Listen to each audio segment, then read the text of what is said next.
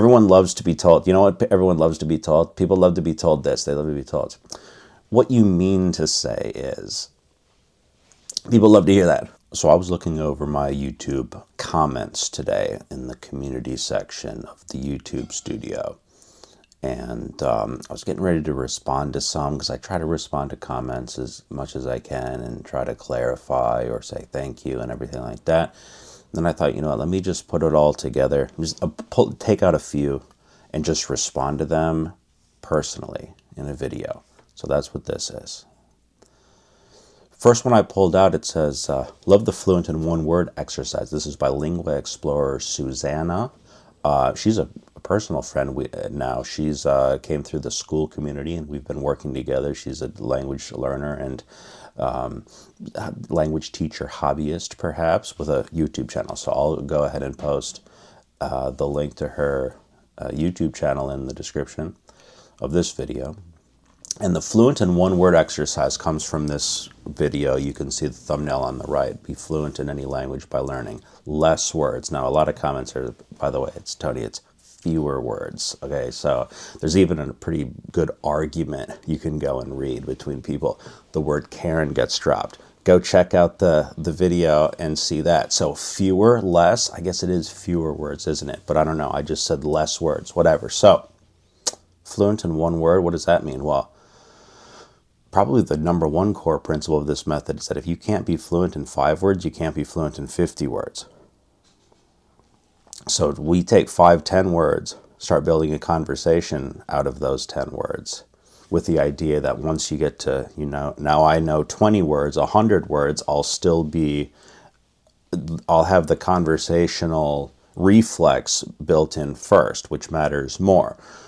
The opposite of that is if I can know 10,000 words in a language but not be able to converse. Okay, so that's really the core of the method, before we can even get into other things like how verbs are seeds and various things like that. I really like the minimalism and focus on purpose, says Douglas. It's beautifully simple, says Autumn. Thank you. That's very nice to hear. I'm glad when that comes through. Appreciate that. Eco Luera. Nothing special, really. That's one of those comments where you're just like, oh, you're like, man, I've been, you know, this is like, I've thought about this for 20 years and had a lot of ups and downs. And then with one comment, just comes along and just goes, nothing special. Well, it brings up an interesting point about language learning. This is actually a thing. There's something not special about it, if you think about it. People learn language all the time. All humans, it's as natural as breathing. Not that breathing is not special, by the way.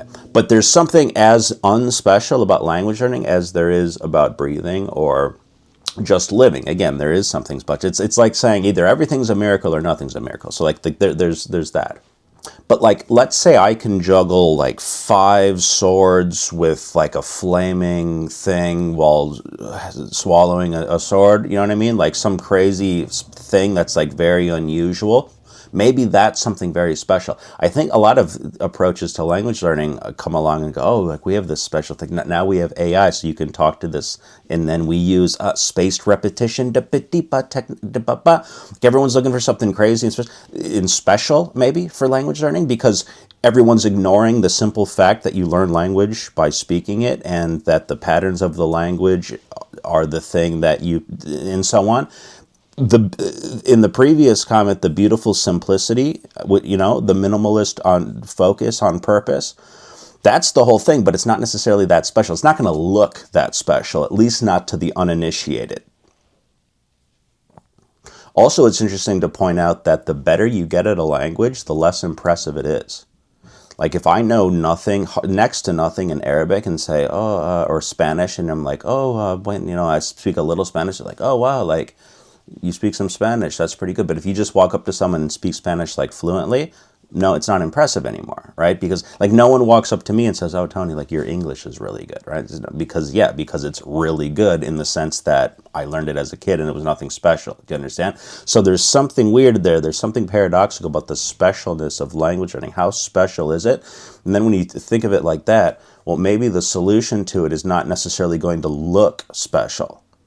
Kay Bella says, thanks for the video. Can you make a video where you discuss how much time you actually spend studying your new language? And can you display your fluency of languages with native speakers? First of all, Kay Bella, thank you for watching the videos. And how much time, I don't know. I do not know how much time I spend because I never sit down to study. Like I'm not like that language guy, you know, or that one or whoever who like, this is my routine. This is my regimented routine. Maybe it would be better if I did that, but I don't do that. I've never done that in my entire life. I've never sat down for even 1 minute and said, okay, this is my study time. I just do what I want to, I just do what I want to. It's not a discipline or a regimen for me whatsoever. I couldn't tell you. I see nothing numerical about it. It's not about how many words you know. It's not how much time you spend. It's, for me, that's putting the cart before the horse. It's taking the reverse point of view. Like, I'm interested in connection with people, interacting with people, the internal martial art of how to make my thoughts flow through a language better, and whatever it takes to do that. Plus, it feels good. So like it's whatever is involved there. It's literally, there's nothing numerical. You cannot ask me about that. You'd have to go find the guy who says, oh, here, and then he'll tell you, well, do 4, you know, and then at that point, probably just more is better. Right? Like, what do you want to hear? Like, more is better. And that guy's going to go, well, I can do it for 45 hours a day. Like, so that's what makes me so talented. You know what I mean? Like, I don't know. It's just, there's nothing there. As far as showing off or like demonstrating, yeah, I can do that. I mean, I'll show the good, the bad.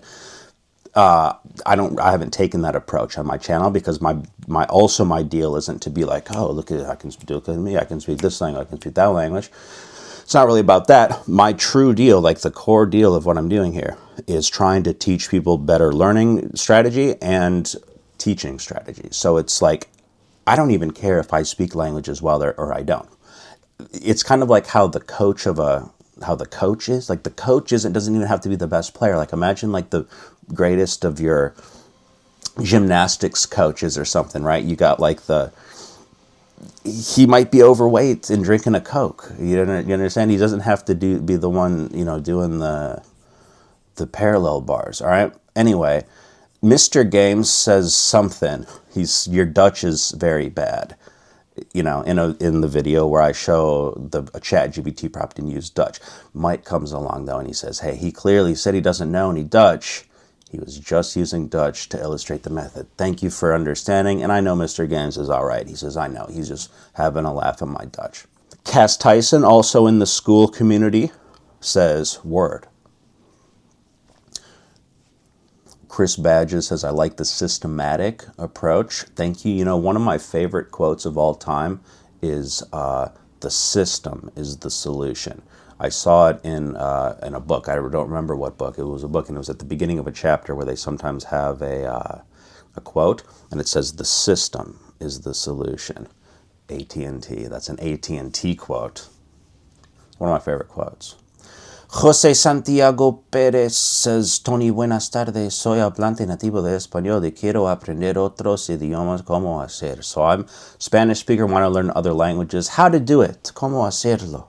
Jose, you should focus on expressing thoughts in the language, expresar pensamientos en el idioma, not memorizing words. That's the number one core principle of the method. It's not about memorizing words. No es cuestión de memorizar palabras, sino cuestión de expresar pensamientos en el idioma. That's core principle number 1.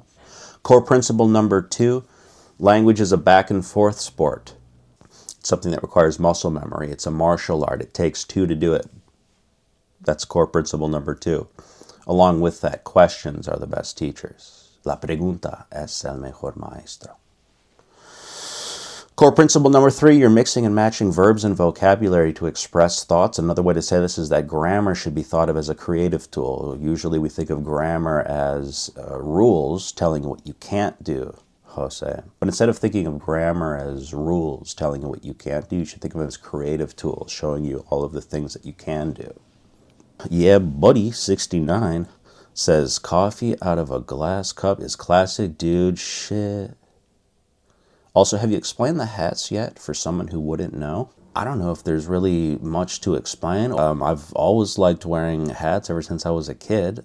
These hats are knit caps. They were given to me by someone, a friend of the family, for Christmas, and yeah, I often wear hats. Thank you. GeForce Fundamentals 2912 says, what you mean to say is be understood in less words. The goal of everything in ting is not but ting, and then I see some numbers. So that's all. That's all good. Everyone loves to be told. You know what? Everyone loves to be told. People love to be told this. They love to be told. What you mean to say is.